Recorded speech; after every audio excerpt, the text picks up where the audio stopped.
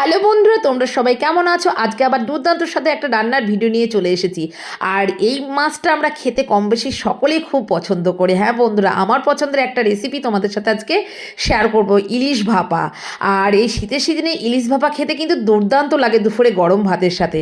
তা আমি কিভাবে ইলিশ ভাপা বাড়িতে বানাই সাধারণত সেটাই তোমাদের সাথে শেয়ার করব। আমি এখানে শুধুমাত্র সর্ষে বাটা দিয়েই ইলিশ ভাপাটা আমি বেশি পছন্দ করি।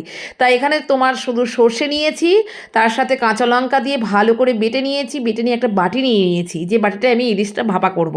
সেই বাটির মধ্যে তোমার হলুদ, সরিষার তেল, লবণ দিয়ে ভালো করে পেস্টটা মাখিয়ে নিয়ে তার মধ্যে কাঁচা ইলিশ মাছগুলো দিয়ে দিয়েছি। দিয়ে এদিকে তোমার কড়াই বসিয়ে দিয়েছি, এখানে জলটা আমি গরম করে নিয়েছি। গরম করে নিয়ে একটা ছোট চাকতির মতো দিয়ে দিয়েছি, ওখানটায় আমি বাটিটা দিয়ে এইবার ঢাকা দিয়ে দেবো। ঢাকা দিয়ে এবার আমি কিছুক্ষণ হতে দেবো। দেখতেই পাচ্ছ কিছুক্ষণ হতে দেওয়ার পরে বন্ধু কালারটা কতটা সুন্দর এসেছে। আর দুপুরে গরম ভাতের সাথে এই ইলিশ ভাপা খেতে যা লাগবে বন্ধুরা, দুর্দান্ত লাগবে। তা যাই হোক, বলতে বলতে জিভে জল চলে আসছে বন্ধুরা। কিন্তু আমরা যখন গরম ভাতের সাথে খেয়েছি বন্ধুরা, এতটাই টেস্টি হয়েছিল। তা কি বলবো বন্ধুরা, যে বর্ষা ছাড়াও যে কোনো সময় ইলিশ ভাপা খেতে দুর্দান্ত লাগে, আমার তো খুবই প্রিয়। তা দেখতেই পাচ্ছ, দেখেও কতটা লোভনীয় হয়েছে। এইভাবে তোমরা বাড়িতে বানিয়ে চটজলদি ইলিশ ভাপা দিয়ে গরম ভাত খেয়ে নাও। টাটা বন্ধুরা, ভিডিওটা কেমন হয়েছে অবশ্যই কমেন্ট করে জানিও।